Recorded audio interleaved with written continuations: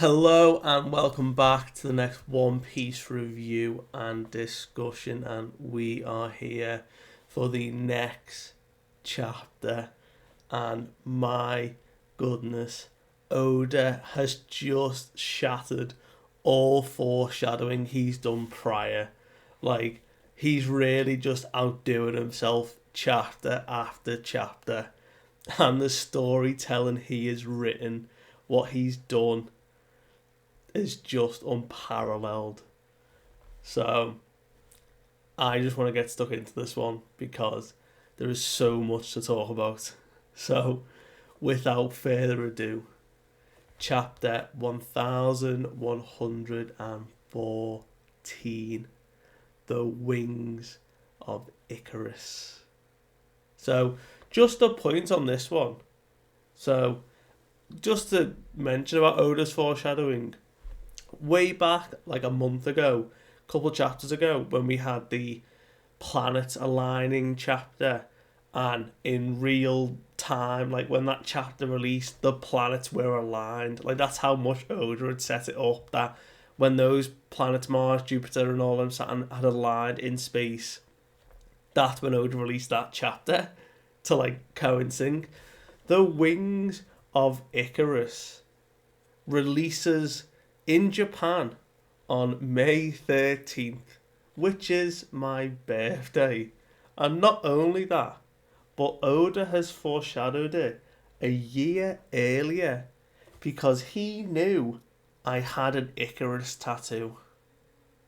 I mean, Oda's just a genius. For him to understand that and know that prior to this chapter is beyond me. So, again, my hat's off to Oda there.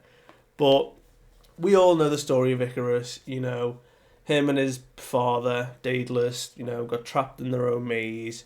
They made the wings out of beeswax and feathers. He warned Icarus, don't fly too close to the sun, don't go too close to water, but lo and behold, he flies too close to the sun, he burns his wings, and he falls and drowns in the sea. So, we're getting some parallels with what's happening, but interesting to see what he means in this context in the story. So, Oni Child Yamato here, pilgrimage is carrying on between the Wano cover story, and we have Kinemon's request. Now, what is actually his request? And he's asking Yamato to complete the pilgrimage to go right round every area of Wano. But on her way, that she returns Yasui's sword to the shrine where Emma was. So where Yasui is buried, his sword, can she place it there? So I think that's a pretty nice touch on the journey. But she's happy to accept. She is going to carry on and do that. So we will see what antics she gets up to in the following cover stories, and she travels to each region. But anyway, last we had left off, Vegapunk's message had started, and the world is going to sink into the ocean. And we are getting the immediate reactions. First off, at Navy HQ, everyone is freaking out, being like, does he realise what he's saying? Like, are we actually going to sink into the ocean? And we have a really, stern Akainu. Again, loving the ellipses, not saying a word, but he is, intent. And he's just listening, pondering what this message actually means. And from there, we jump to Mocktown over at Jaya, when Luffy and Blackbeard first had their interaction, and there's Bellamy, and everyone's just laughing, being like, can't take this dude seriously. Is he trying to cause panic? What in the world is going on? The world's gonna sink? Yeah, right. Next is Water 7. We go back and we see Paulie just in like a stunned reaction, and everyone's like, "Look, is he talking about like our? If he talked about our city, I'd believe him because everyone in Water 7 knows that Water 7 is thinking. That's why Iceberg is trying to make it into a ship so it can just sail. But the whole world is a lot to take on. Like, everyone's starting to freak out. And it's at this point we go right underwater, down, all the way to the prison of Impel Down, to one of the lower levels where we see, laughing maniacally, Doflamingo is back. Chained to the floor, laughing hysterically, saying this just gets better and better. What do you think, Magellan? It's your job to take care of us inmates. How do you think you're going to get out of this if the whole prison is completely flooded? And I love the fact that he's laughing away, tied to the floor.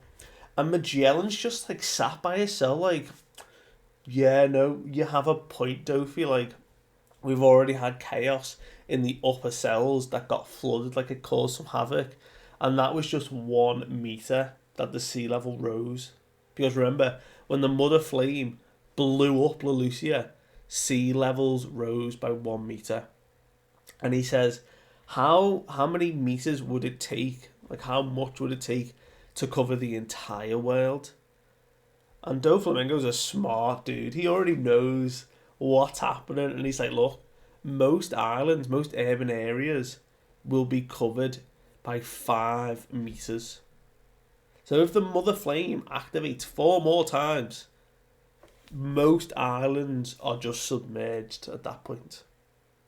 So even Magellan's like, right, okay, what are we thinking of doing? And Doflamingo's like, well, we should probably evacuate, you know. We could always go someplace high up.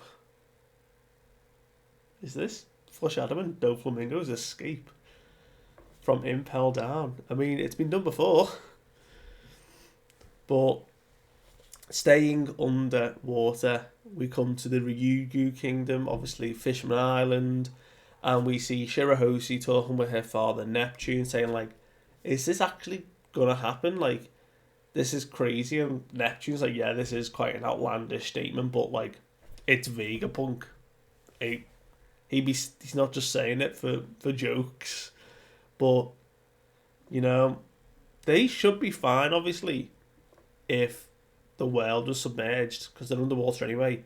But there is still the prophecy that Luffy's going to destroy Fishman Island at some point, so I'm sure that'll come back to be relevant at some point. And then we now come back to Egghead. And it is the initial reaction of all the Marines being like, this is crazy. The world's most acclaimed scientist is making this mad statement. And it doesn't matter if it's true, it's already going to cause mass panic and chaos. So even if we don't believe him, even if he is just making this up, it's too late now because of the panic that it's going to cause around the whole world. And it's at this point the 5 elders are like communing with each other, and they're like, right, enough's enough, fellas. We just need to eradicate every life form on this island. We find the transponder snail, we snuff it out, we deal with the ramifications later. So they're all looking pretty intense. And York is like, God damn, Stella, like, do you really have to go and spill the beans on everything? And she's running through the labs. And it's through this whole sequence now that Vegapunk's message is just continuing. So he says, look, just humour me for a moment, but I have a prediction. Assuming my data is correct, a few days from now, as I'm recording this message, an exceptional earthquake will rock the entire planet. And it's Alabasta, which is incredible that so far in every panel of these messages and sequence over 3 or 4 chapters, We have visited almost every island or known of every island we've seen so far in the story. The amount of callbacks we're getting to see the whole world's reaction. And it's here that we see Smoothie jumping probably to Whole Cake, and she's like, don't tell me he's talking about the other earthquake, the one that happened today. You know, he died, didn't he? After this recording, he said that this would start when he died.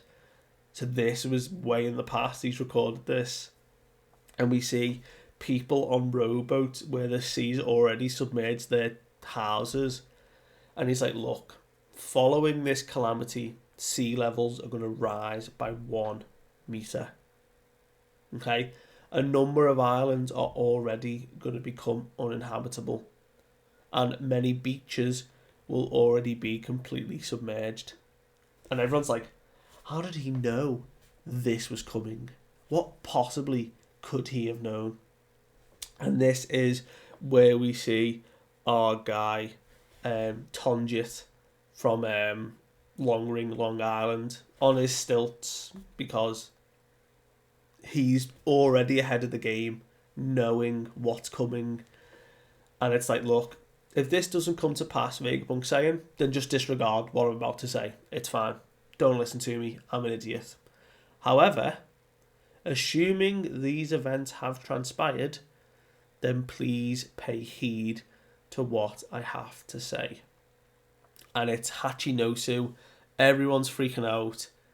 And it's just Aokiji, all bandaged up from his fight with Garp, just intently again with the ellipses. He loves giving these characters just no dialogue, but just being intense.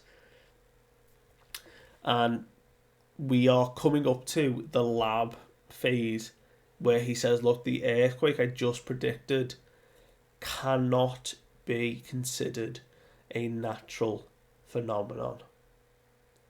And it's at this, the panels that like subsequent now the following messages is all of the Straw Hats who are currently at the lab, and Lilith as well, are holding off St. J. Garcia Saturn.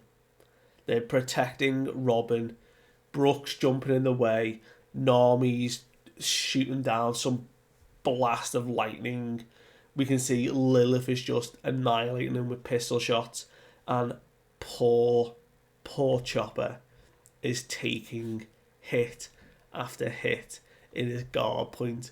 But mind you, he hasn't gone down. He just looks panicked. Not hurt, just like afraid. Poor Usopp's being thrown around as well. But as they're all fighting, they all get blown away. Robin uses her hand net, catches them all. Chopper, still getting battered, starts to deflate. Like, the hits have happened now. And we can see St. J. Garcia is pissed. His face is like recovering from Nami's attack. She blew a hole in his eye and it's starting to come back. And he sends them all away. Like, he smashes the ground, blows them away. And it is this when Vegapunk says that I have always yearned for peace and prosperity. And this leads me to my first grave sin. You see, I was fixated on developing an everlasting energy source. I was hell-bent on driving the world to a bigger and brighter future. And it's at this, when Saturn is smashing the ground, he burrows down through that first layer and is immediately blinded, and he's in shock because he has found the mother flame. He comes back into his humanoid form. He's like stood on the ground in front of this giant mechanical like device with a small glowing flame in the chamber, just bubbling away the water or the liquid or whatever it is that is encasing the mother flame. And Vegapunk himself says, I flew too close to the sun. So that's pretty cool. But we can see again, Gorosei telepathy's kicking in. We've got to eradicate all life forms. We've got to be relentless. Jay Garcia is like, I'm looking at the mother flame. It looks intact, but probably good. And it's just bubbling away. And we kind of zoom into it. Like, we get a really intense close-up shot of the flame. What this eternal source potentially is. And there's all these theories as well. There's a big theory that I've seen that this depiction of the Mother Flame was way back with NL up in Skypiea, and it's like a device that was like drawn on the wall. So, and then there's A and MU written on the Mother Flame. People think there's some relevance there. Don't know. They are just letters, but we know what Oda's like. Nothing is a coincidence. But I'm getting carried away. And Vegapunk even says this. He's like, I shouldn't get ahead of myself as well. But, in order to understand where the world is heading, we must first address the past. And the panels here are incredible. We've got the robot just absolutely tanking an inferno. Like, whatever this robot is made of is some pretty sturdy stuff. So whether Vegapunk's cracked it or hasn't been able to replicate it, but it is just walking through the island and there's nothing the Marines can do. It is unfazed. And we see that Walkyrie has created like a wave of fire, like he's billowing out flames. And Dory and Bronco are like, oh, that is hot, like we need to just get out of here or we're going to be burnt. And we can see Luffy has gone back into gear 5th. So he had that like shark meat or wherever it was that Dory gave him. It revitalised him, it gave him his strength. He's gone back into gear 5, but it won't be as long as the first time because like we've seen, he can go back into gear 5, but not as long. And he's just laughing away, but above the flame, so he's fine. And it's then that Vegapunk is like, we need to talk about what happened between 900 and 800 years ago. A century-long period that most people think is a blank spot in history. And this is where we see Marie Joie. We see a silhouette of Eam with ellipses, because we've got to keep that theme running, just listening. And it's here that the Celestial Dragons, the Terubito, are like, we got to cut off his head, how miserable, like, couldn't stop this cretin, we've got to take this guy Vegapunk down, bring him back here, I want to cut him limb from limb, I want to tear him apart. And Vegapunk is just obviously carrying on, and he's saying, look, it's known, fittingly, as the Void Century. And all information has been erased or lost. And that is true for the most part. Because actually there are some keys, some echoes that we still have to unlock what actually happened. And we get a shot of Charlos's sister. I think it's like Shalria or something. She was at Sabaody during like the obviously the big escalation. And she's like, the Void Sentry? What is he talking about?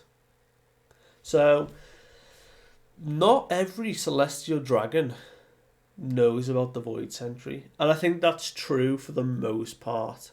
I want to say most of them are benign, malevolent individuals who are just corrupt with power from their stature and enjoy the luxurious life they get.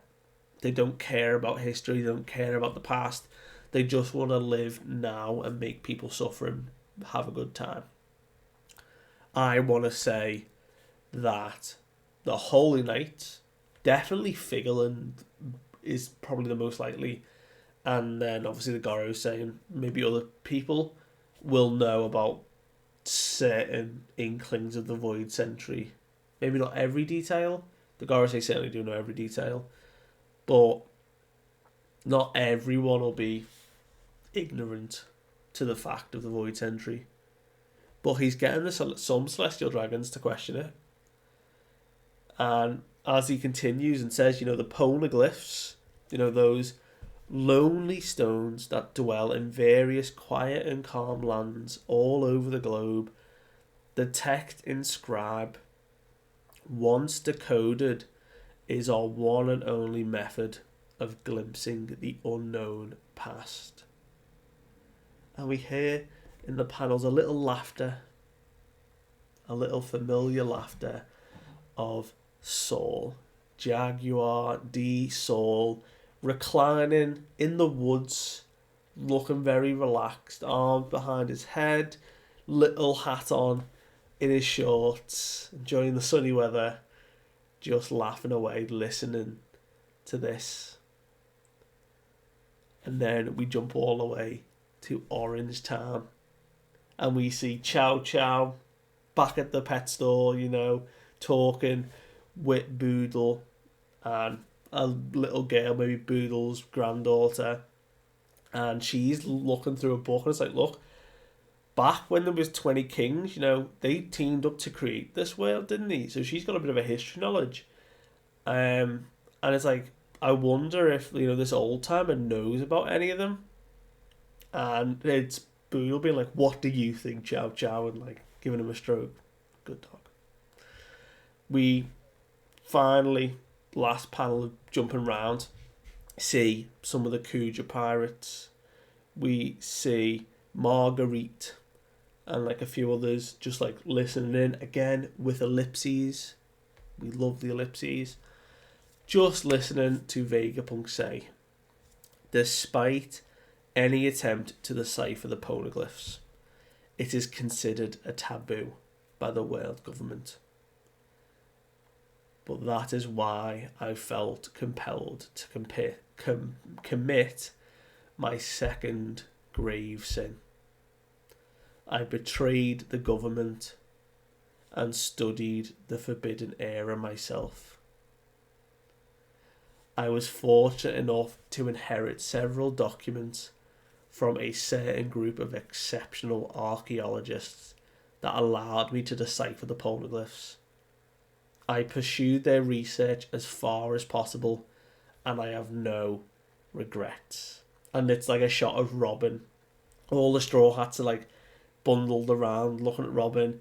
We've got Brooke shouting for Zorro and Jinbei. They're all trying to regrouping.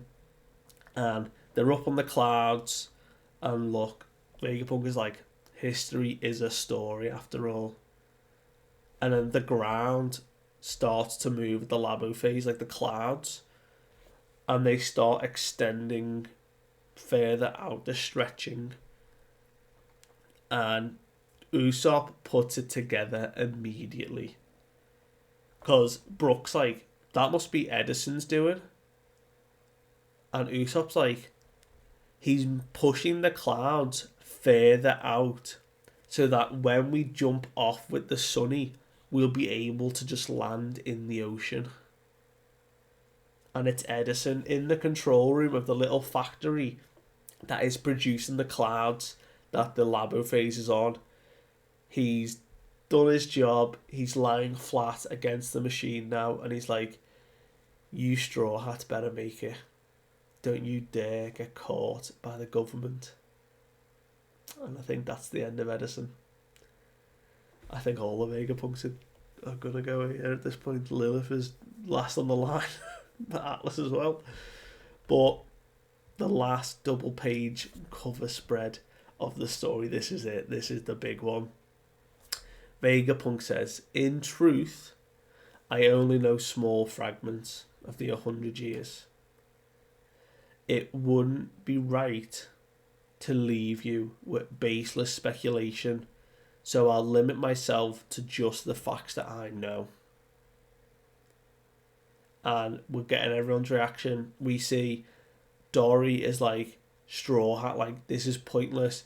Your next move is not going to work. And it's Luffy trying a full hacky punch against Walkery again.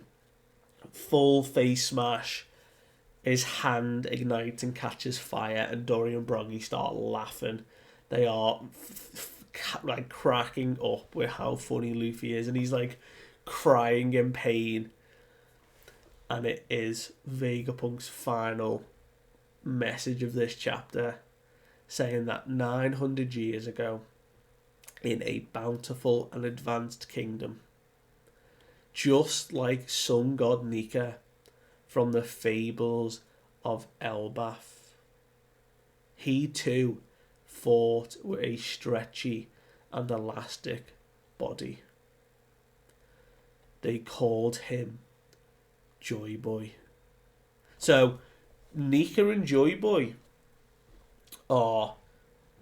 could be the same person, but Joyboy was separate to sun god Nika, who the stories from Elbaf are about. Now Elbaf, if you flip it, is fable. So the fables of Elbaf, one of them is sun god Nika, the story of the sun god, and they've linked it to the history of Joyboy, the story of who Joyboy was. And Joyboy, Vegapunk says, he was the first man to take to the seas. The first one to be called a pirate. And that is where the chapter ends. There is a break next week, but the confirmation that Joyboy, back in the ancient kingdom, was the first pirate. The first man to be free, to set out to seas. That is well done, Oda. That is crazy. That we've... Even though the story's happening now, we're still more interested in what happened 900 years ago, with how relevant it is now. Like, the sheer mythology and world building that's happening here. And we're still just scraping like deeper into the layers. There's still so much to know. Crazy. Anyway, let me know what you thought of the chapter, all these reveals. I will catch you guys next time.